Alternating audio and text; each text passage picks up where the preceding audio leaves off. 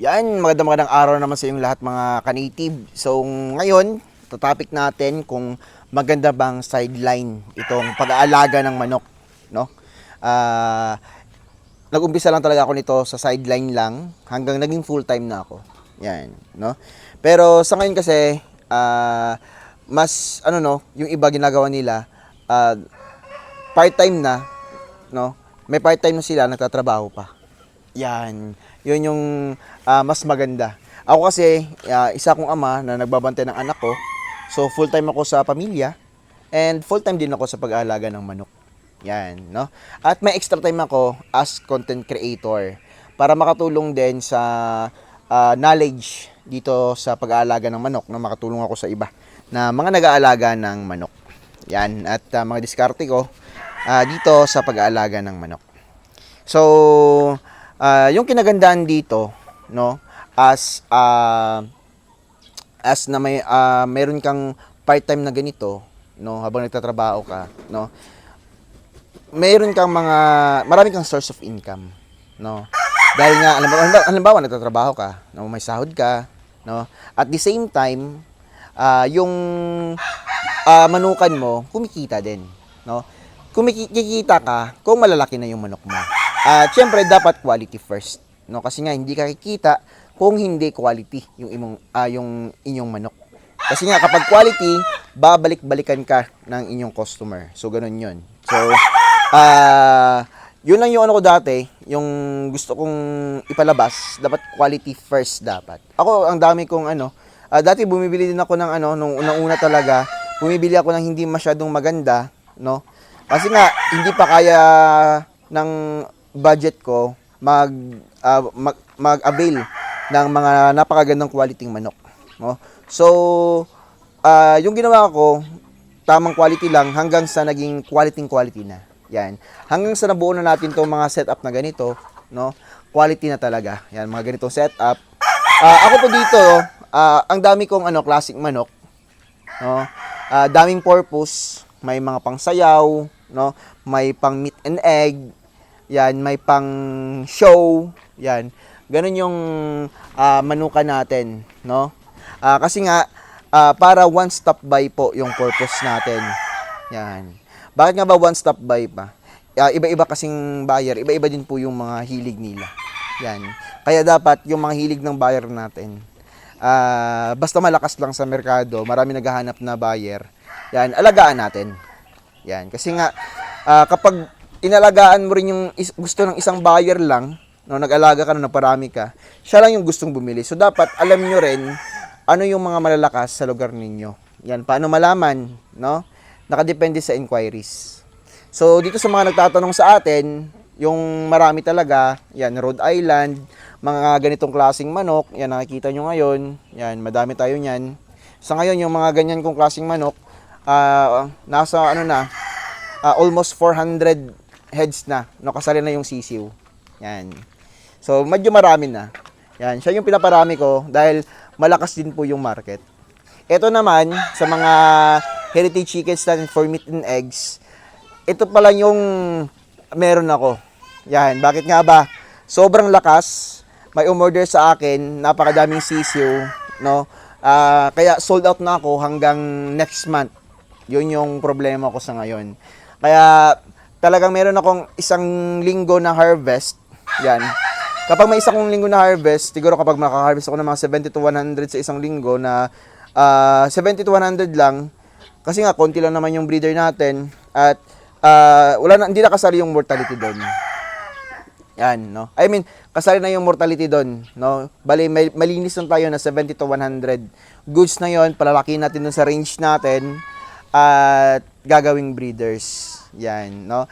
Every month pala, kapag sa susunod, every month, magre-release na ako ng 70 to 100 na breeder sa mga gustong mag-avail. May naghanap din po kasi ng breeder nito at sisiw.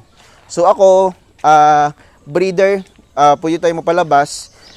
At the same time, yung mga breeder na yon, halimbawa, mahal kasi yung breeder, nasa 1.5 kada isa yung breeder ko.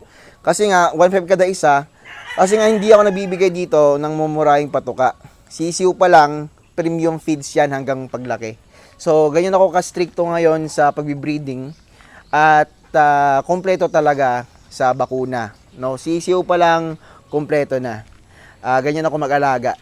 Yan, no, at syempre hindi biro yung mga tao ko kasi nga every umaga, tanghali at hapon, nag-change kami ng tubig. Yan, matrabaho siya.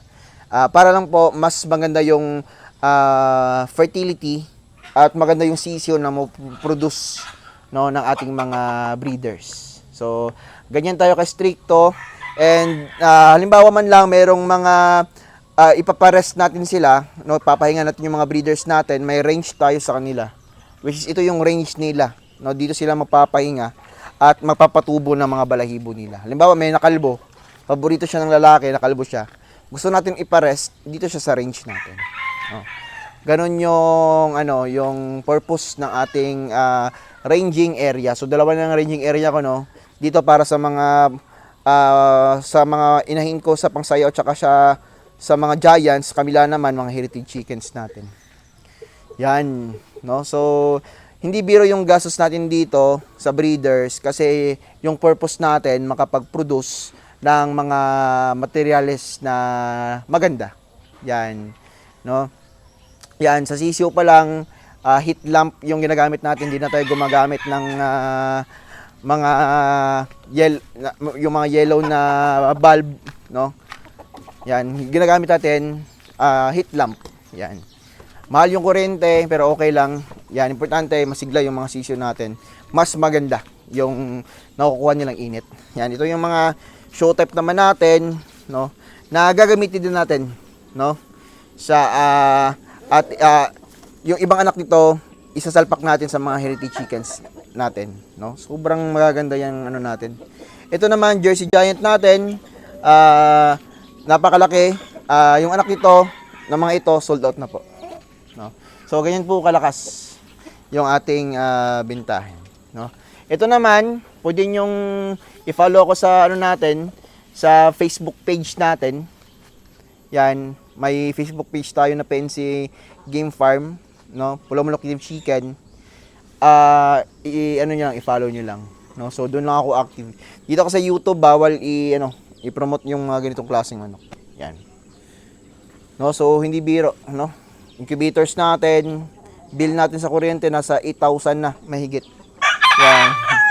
Kaya nga sabi ko sa inyo, gumagastos ako dito para sa quality sisiw. Para worth it din po yung pera ng mga natin, ng mga nag-a-avail dito sa atin ng mga manok. Yan, no.